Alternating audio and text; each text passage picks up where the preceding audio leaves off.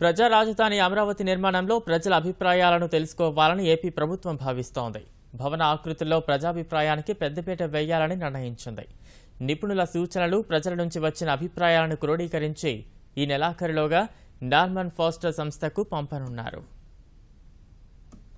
అమరావతి నిర్మాణంలో సాధారణ ప్రజలకు భాగస్వామ్యం దక్కనుంది. వారి అభిప్రాయాలు ఆకృతుల రూపకల్పనలో కీలకం కానున్నాయి. అమరావతి భవన ఆకృతుల రూపకల్పన కోసం ఏర్పాటు చేసిన నిపుణుల కమిటీ విజయవాడలో రెండోమారు సమావేశమై చర్చలు జరిపింది. స్థానిక సంస్కృతి, చరిత్ర, వారసత్వ సంపద, శిల్పరీతులు, శిలలు, నాణేలు, రాష్ట్రాన్ని ఏలిన రాజవంశాలు ఇలా అన్ని అంశాలను పరిగణలోనికి తీసుకోవాలని నిపుణులు ఇప్పటికే నిర్ణయించారు. ప్రభుత్వ సలహాదారు పరకాల ప్రభాకర్ నేతృత్వంలోని కమిటీ ఢిల్లీ, హైదరాబాద్, చెన్నై, బెంగళూరు, తిరుపతిలోని పురావస్తు సంగ్రహాలయాలను సందర్శించారు. అక్కడ ఉన్న తెలుగు సంస్కృతి చిహ్నాలను పరిశీలించారు. ఆ వారసత్వ సంపద ఆధారంగా Amaravati master architect Norman faster సంస్థకు సిఫార్సులు చేయనున్నారు.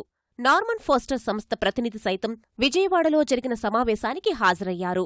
భవన నిర్మాణ ఆకృతులు, రాజధాని ప్రాంతంలోని ప్రధాన మార్గాలు, ప్రవేశ ద్వారాలు ఎలా ఉండాలన్న అంశంపై నార్మన్ ఫాస్టర్ సంస్థ ప్రతినిధికి ప్రాథమికంగా వివరించారు. ఈ నెలాఖరికి మొత్తం కావలసినటువంటివన్నింటినీ కూడా ఒక చోట క్రోడీకరించి ఈ నిష్ణాతులందరూ ఇది ఎప్పటిది, దేనికోసం వాడారు, ఏ కాలంలోనిది, ఏ ప్రాంతంలోనిది, దాని యొక్క ప్రయోజనం ఏమిటి, ఇది ఎందుకోసం వాడారు, ఇది ద్వారం కోసం వాడారా, గవాక్షం కోసం వాడారా, లేకపోతే కూర్చోడానికి వాడారా, లేకపోతే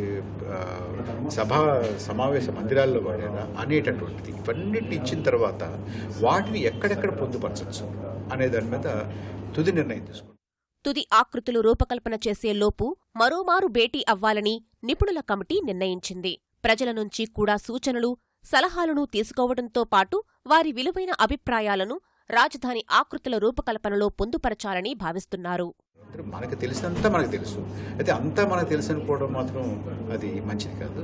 అక్కడ ఉన్నటువంటి మనకు రాష్ట్రంలో ఉన్నటువంటి అనేక మందికి అనేక విషయాలు వారి వారి ప్రాంతాల్లో ఉన్నటువంటి శిల్పము, వాటి వైవిధ్యము, వాటి ప్రాముఖ్యత వీటన్నిటి గురించి చాలా వరకు తెలిసి ఉంటుంది.